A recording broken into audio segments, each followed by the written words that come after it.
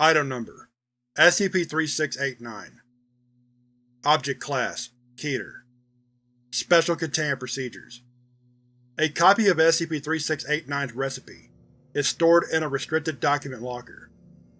Foundation Bot Iodine is to monitor food blogs and cooking sites for keywords matching SCP-3689 ingredients.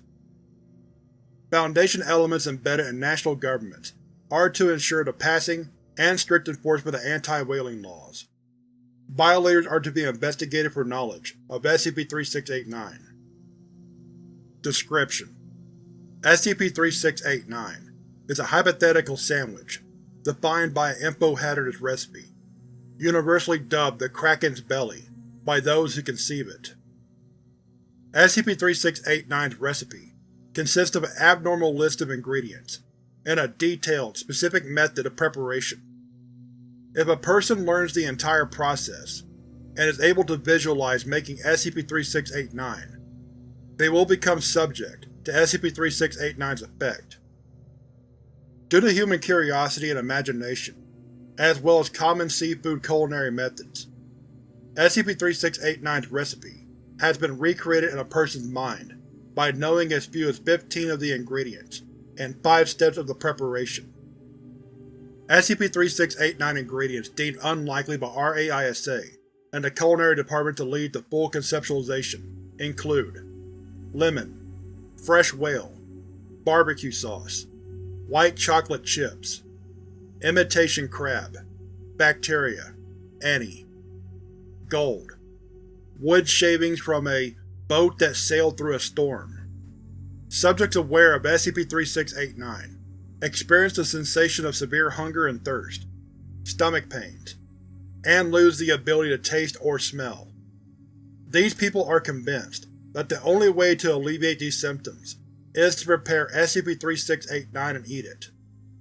Amnesticization of affected subjects is ineffective, requiring dangerously high doses to remove memory of all ingredients.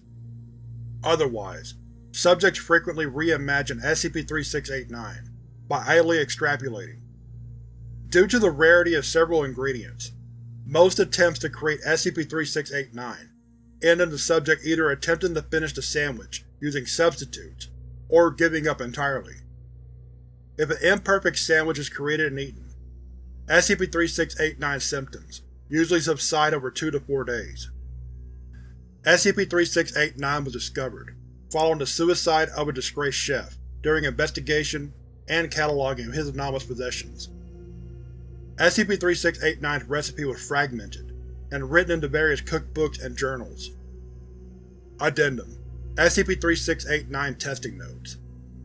D-Class allowed to create and consume SCP-3689 in preliminary testing. Report no extraordinary quality to the sandwich, and D-manifest, while the room they are in bloods. Subjects re-manifest between 30 minutes and 6 hours later, accompanied by the room blooding again, and have little to no memory of the experience, beyond vague recollections of a ship and captain.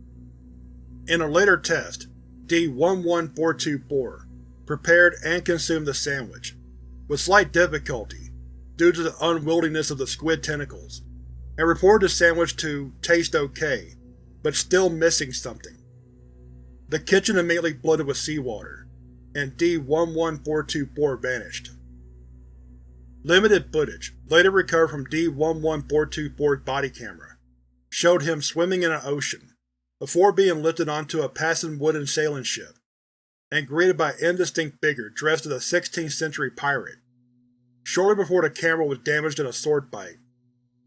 The kitchen flooded again, approximately 7 hours later, and D-11424 re-manifested in a small rowboat filled with gold coins, various fish, an ornate cutlass, and a decorated three-cornered hat.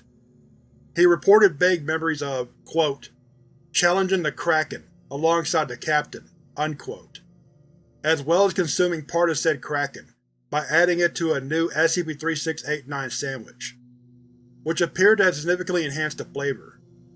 D-11424 additionally requested, and was granted, permission to keep the hat.